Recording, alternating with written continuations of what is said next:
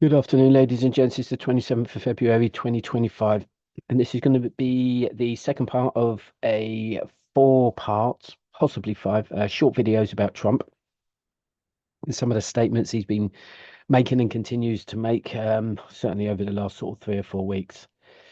Right now, well, for me, that is, I'm struggling to see where this is all going, which is really frustrating for us preppers because we want nothing more than to, be prepping and readying ourselves for, I don't know, any certain situations that may come our way. Again, guys, I'm going to apologize. I'm just going to throw up some slides, just some quick slides. After this 4 or 5 part sort of short series about Trump, I'm gonna change the content. The content needs to it needs to be a lot better than what it is at the moment. Okay, so I'm just going to apologize for that. But listen, this is just a quick discussion. Let's just get this information out there. To be honest, Trump is really distracting me and my plans at the moment with some of the bold statements he's making. And to be honest, it's not what he's saying that bothers me. It's the reactions of others off of the back of his statements, sort of some of the statements that he's saying. So, for example, Trump is voicing his concerns about supporting Ukraine. He's trying to make deals to make this whole saga worth America's while, for certain. And don't get me wrong, I can see that because right now, the Russian invasion, the invasion of Ukraine, it isn't a threat to the US yet, and there's a heavy reliance on the US for support. So, you can kind of understand it to a degree. I'm unsure what Putin's thinking in terms of is he really interested in coming to the table to negotiate, and if so, what kind of deals are actually going to be sort of good for both sides? Is the Russian economy taking any kind of hit? And how is that affecting their country? Is Putin just going to keep going and not stop until he gets what he wants? And what's this all going to look like for the rest of us? Certainly for those NATO members and the rest of Europe, or the whole of Europe, should we say? See, it seems to me that Trump has a lot to say, and the influence seems to be all about Trump. Yet the problem is on our doorstep, that being Europe, and the threat is here. If you let Putin keep the territory taken thus far, then Putin has won not once but twice in the space of 10 years. And how does that make NATO look? It is a clear sign of weakness, and with that, Putin will come back again at some point in the future. That's guaranteed. Because he's been allowed to get away with it twice. So Putin is he's not going to let. Well, this is only my view, but he's not going to let Ukraine join NATO. That's for sure. Which is a silly statement to make, to be honest with you guys, because if Ukraine want to join NATO and NATO are willing to accept him into the alliance, then that's it. But what I'm trying to say is Putin thinks he's not going to allow that to happen.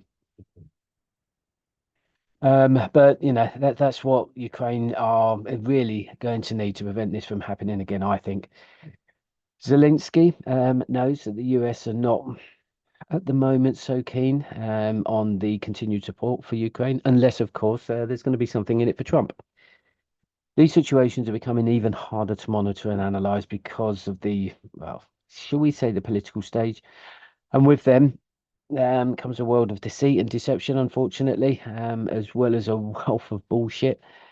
I just don't see what kind of deals can be struck at the negotiation table at the moment without Ukraine surrendering, and still they would have lost, gained nothing, and opening the doors to further invasions in the future. Then we've got the bullshit unfolding in Gaza and how, quite frankly, it looks like that being the US and Israel, wanting to turn it into some kind of fucking holiday resort, but that without the Palestinians being anywhere near it. So Trump is yapping away on or going on about sort of dispersing over 2 million people. out of their homeland and into neighbouring countries without even considering, any party that's likely to be involved in that kind of deal. Not that deal, although, I've even got the word deal stuck in my head when I'm talking about this guy. Only a couple of weeks ago, we had Trump yapping on about how Canada should become an American state, how, he's going to go into Greenland and take that, how he's going to be taking back the Panama Canal and implementing high tariffs to anyone not wanting to play ball. I'm actually not sure if this fucker is any different to Putin with some of the stuff that he's kind of coming out with, thinking that he's just having Canada and just having Greenland and whatever with Mexico and blah, blah, blah, blah, blah. It just sounds like Putin going in and just invading countries. Who's worse? But anyway, let's not go down that rabbit hole. And again, I'm allowing myself to get sucked into this bullshit and politics. But I'm going to be honest with you, it's becoming difficult to filter it out because there's just so much of it out there at the moment. In fact, Trump is coming out with new plans on a daily basis now. And of course, he's the new president of the United States and, he's got big plans. That's it. He wants to get to work and that's it. And on top of all that, most of what he's suggesting and trying to enforce is actually not possible to a degree. He's making decisions on what he wants without actually considering the legalities, the legislation, the policies, the protocols, anybody else's view or say or verdict or an opinion. It's just crazy, man. But he can't just go into Canada and just make that part of America. He cannot just go into Greenland and take that. He cannot or should not be able to move, let's say, US troops into Gaza to pave the way for US contractors to move in and start developing their Middle Eastern wonderland. He shouldn't be saying to Zelensky that he wants to exchange or he wants to exchange support for the minerals in the Ukrainian ground. NATO is an alliance and is there to protect, but Trump doesn't see NATO as such, I don't think. In fact, only last year, and not just last year, there's just been talk of him suggesting that the US leave NATO for whatever reason. The man is full of so much of it at the moment. I actually feel sorry for the American people to a degree, but not the 74 million that voted him in. He's trying to run the country like a frigging business. And, he's going to come up against many, many problems. Trump is in the process of pissing many people off. But, there's always winners and losers with any government that comes in, any prime minister, president, whoever it is, there's going to be winners, there's going to be losers. And there's no wonder that there's going to be or end up being so many enemies. If you're going to make the US great again, and you're going to drill, baby, drill, and then get on with that and stop getting too involved in other people's business. To a degree, I think he's, actually embarrassing himself more times than not on the public domain and in front of millions of people around the world when he opens his mouth. He's sometimes an embarrassment to himself and to his country to a degree. And you'll need to be watching this space over the next few months because he's really being knocked off of his pedestal in some places. So all I'm going to say is just watch this space. But again, it's politics. I'll try and steer clear of it. I had to try and get a different perspective of this guy. I'm not American. I'm based in the UK, and I don't really know anything about the US politics. But I'm sure it's not far different, or it's very much like the UK and most other parts of the world. We've got 85% of most populations that will either vote, think about voting, or have plenty to say about their current or past governments. There's 85% of most populations, excuse me, are those people that work for the system to, just simply keep the engine running. The engine is the system, and every country has it or has one. The system is in place, obviously, to keep the country afloat, and to, just to keep the people in check. 85% of the populations will be out there. They'll be working, doing a job that they don't really want to be doing, but then, that's the direction of life that they've taken. Remember, ladies and gents, you are in control of your destiny, and you can do or be whatever you want. The ugly truth is that many people, have very, very good ideas. We've all had really good business ideas and sort of various dreams and stuff like that.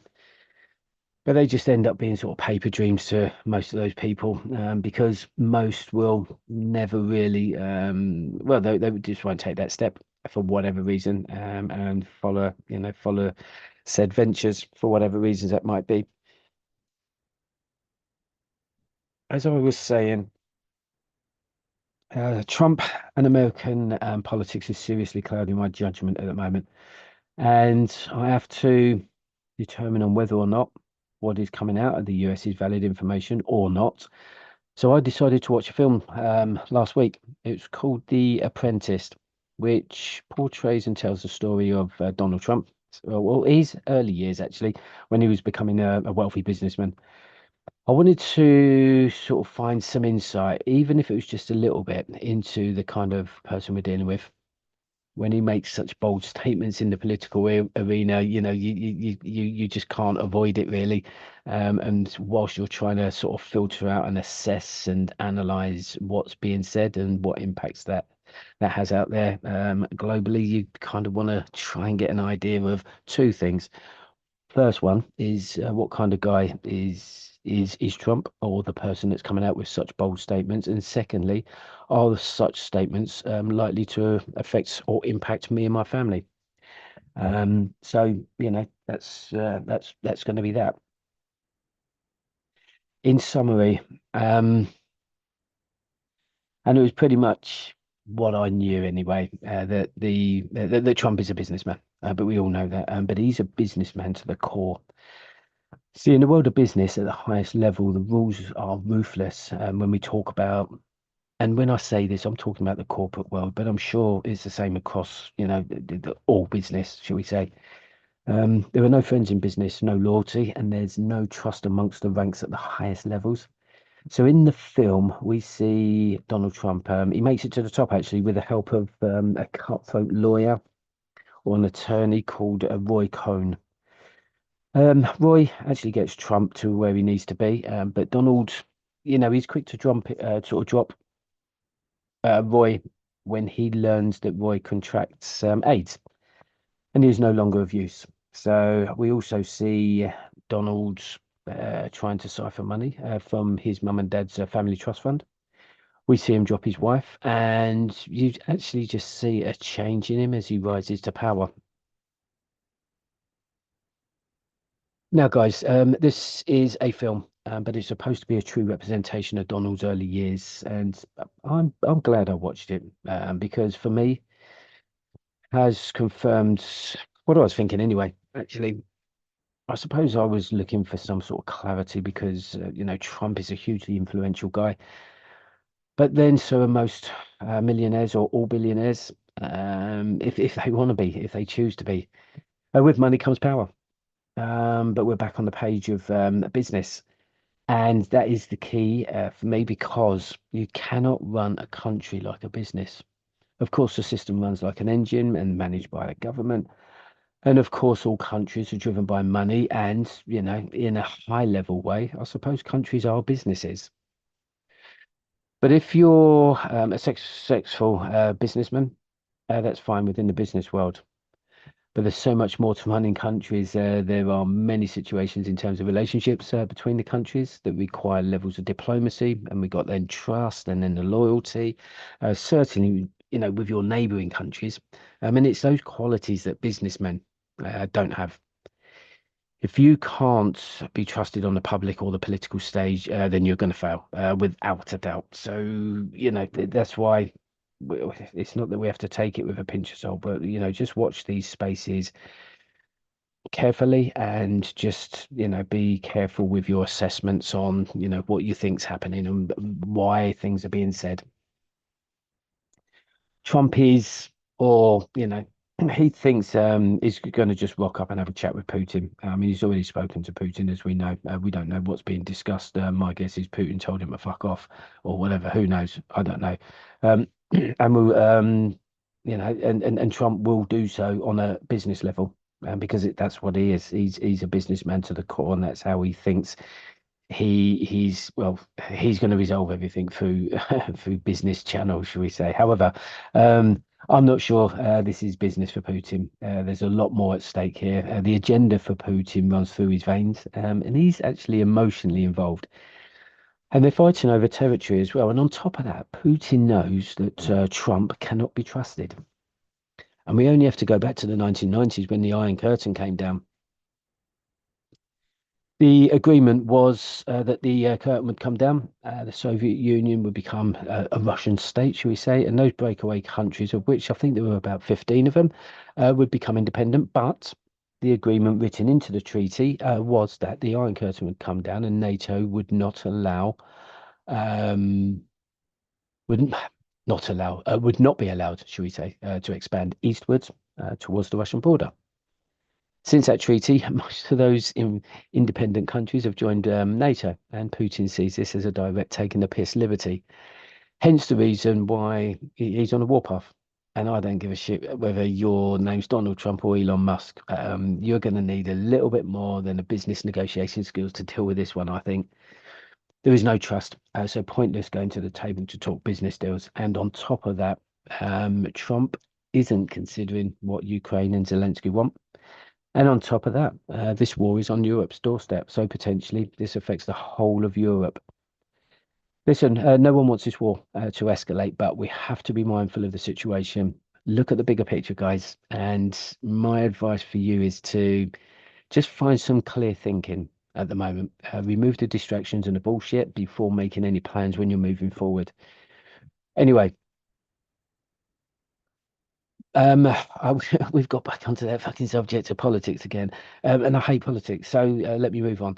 I'd recommend you watch that film if you know if you've got a spare sort of 90 minutes, an hour and a half, or whatever. It's worth a watch, just to better understand what we're dealing with in terms of Donald Trump. That is enough about him because it's frustrating enough, and he is without a doubt distracting and unbalancing. So.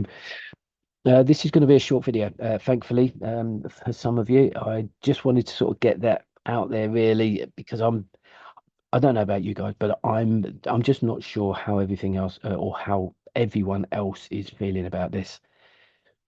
I'm continuing to prep. That goes without saying. But if any of you are having second thoughts about prepping because you're feeling that everything's going to be all sorted out now, then I don't blame you. Especially if you're, seeing some of the news that's currently hitting the circuit at the moment. My advice, though, to you, and I think I may have said this in the last video, if you're new to prepping, you're probably thinking that everything's going to be all right and questioning whether or not you should be concerned. If you're unsure at this stage, my advice is for you to let's just put your preps on hold for now.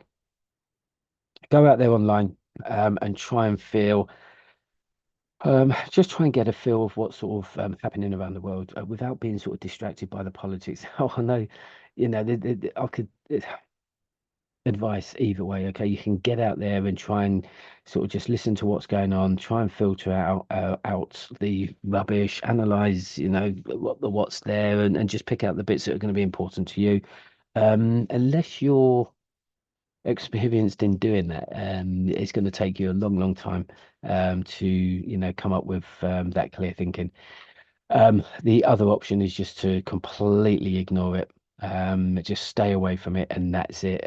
But I suppose, like most people, you're looking for answers because, again, as a prepper, we want to know what we're preparing for. And at the moment, it's chaos out there. So, listen, I'm just going to let me just tell you what I think is going off here. And I've said this in my previous videos. World War III started in February 2022 when Russia invaded Ukraine.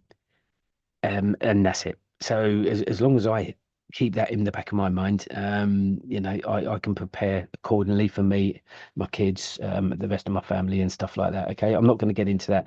This is a four-parter. The part four of this video actually concludes my thinking, my analysis, and everything else. So I'm just going to leave it there. For you hardcore preppers out there, I know that none of this matters because you're going to continue prepping anyway. Make sure you're keeping yourselves military fit and infantry aware, guys. Keep your ear to the ground and be prepared, ladies and gents.